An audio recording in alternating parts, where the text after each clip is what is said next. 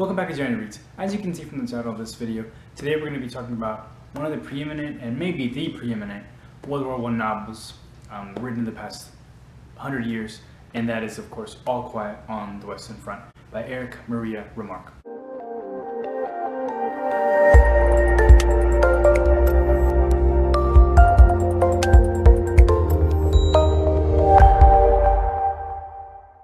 I'm probably mispronouncing that name, but it's German. And so, just to go right into the book, so we follow a group of friends, essentially, or maybe not necessarily friends before the war, but a group of friends within the German army who is very, very young. So all of them joined the army when they were 18. And we join them as they go through the war. And anybody who knows even just a little bit about World War I, everybody knows that this was supposed to be the war to end all wars because of how just brutal it was. I mean, trench warfare is, you can just Google trench warfare and you'll see it's really horrific. And so we follow this group, and one by one, as you work your way through the group, even though we're from the perspective of just one of them, but as you work your way through the group, all of them die, ultimately. And even our narrator, at the very, very end, once his story has been told, we also learn that he too himself has been killed during the war. And so the thing with this book is, as I mentioned, it's probably the preeminent World War I novel written of the 20th century. And you got to keep in mind from the perspective of the author. So like many who have written about not only World War I, but even World War II, Vietnam, Korea, and other wars of the 20th century, he was actually drafted into the army, again as a German, during that war. He was also injured, and he was able to survive, obviously, because then he wrote the book. But this comes across, and I think from page one, as extremely, extremely anti-war. So in 2020, one of the books that I read was Slaughterhouse-Five, which is another very, very anti-war novel from the start. But this, I would say, takes it even much, much further. And this is also, again, from somebody who participated in the war on the losing side. And so I think my main takeaway, and probably one of just a couple of things that I really want to touch on during this video, is that him and his friends question, while they're in the war, while they're in the army, they question the totality of it all. Essentially, what is the point? Like, what are we fighting for? What did this country do to us? What did those people do to us to make us want to just kill them? And as somebody, I'm not a veteran of any, military, obviously, but I think that's a really fair question to ask when your leaders or your elected leaders, or even just your leader, because we all know 20th century history, a lot of them were not really democratically elected, but when a lot of your leaders are sending these young people, and back then it would have been all men, but sending these young people to war to fight, and the question is why? And there's actually a moment within the story when that actually gets asked, like, why are we fighting, essentially? And his remark was that, or why did war start, I think was the actual question. And his remark was, again, this is while he's in the army, while he's participating in the war. He says, wars start when one country offends another.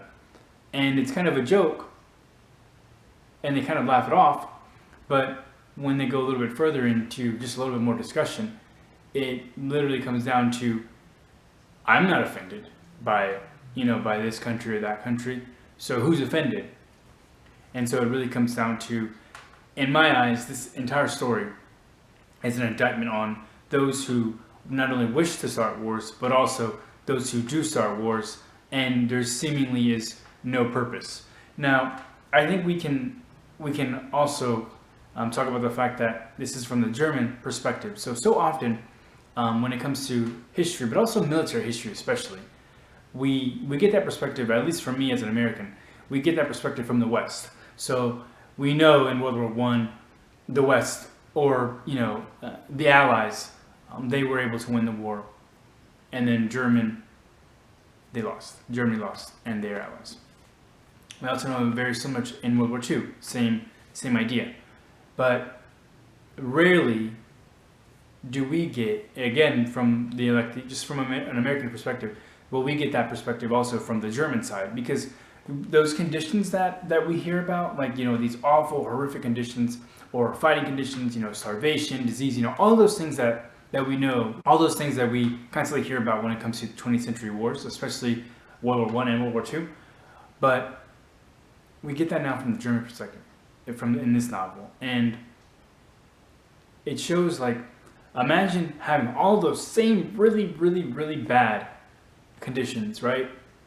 Not only people and soldiers being killed just at ridiculous numbers, but starvation and disease and just all of these different things that we talk about. But then you're also in the mindset of they're also losing the war, and they know that they're losing the war as a soldier. The military perspective, like, as somebody on the ground, it comes across very clearly that Paul and his friends that he's with, like, they understand, like, we're losing.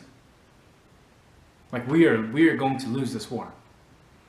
And so I just think that my main takeaway from this entire story is that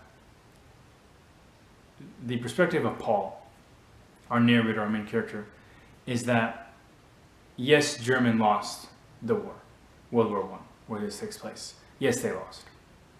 But the reality of it is, even the winners, the winners, the Americans, the British, the French, the Allies, war was not good for any of them. None of them.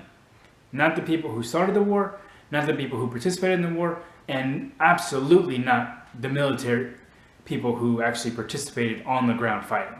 It was bad for everybody, and war probably is bad for everybody all the time, no matter if it's 1919 or if it's 2020 or 2021.